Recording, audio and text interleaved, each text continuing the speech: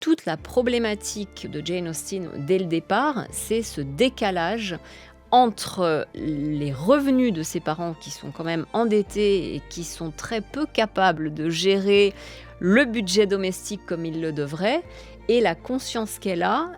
d'appartenir à une classe supérieure mais qui n'en a pas les revenus. Fille d'un pasteur prodiguant à ses enfants l'éducation conforme aux attentes sociales de la gentry, Jane Austen ne fait cependant pas partie de cette classe sociale anglaise, faute de revenus financiers suffisants pour pleinement s'y intégrer. Dans ses romans, elle dépeint avec beaucoup d'acuité les mœurs et les évolutions de cette caste, obsédée par l'argent, concurrencée par la montée des self-made men, ces nouveaux riches qui doivent leur fortune à leur travail dans le négoce florissant de la nouvelle ère industrielle. L'argent, c'est vraiment ce qui organise la matière romanesque, puisque dès le début des intrigues, Jane Austen nous donne énormément de montants, énormément d'indications, de statut social, de sommes d'argent. C'est parfois même assez aride et parfois assez choquant, mais cela permettait aux lecteurs de l'époque de comprendre exactement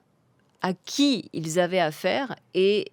quel était l'horizon d'attente des personnages et à quel destin social il ou elle pouvait prétendre. Au début du roman Persuasion, Jane Austen campe un gentilhomme ruiné, Sir Walter Elliot, obligé de louer ses terres et son château à un riche amiral qu'il méprise. Jane Austen a une tendresse particulière pour les marins, puisque 2 de ses frères finiront amiraux.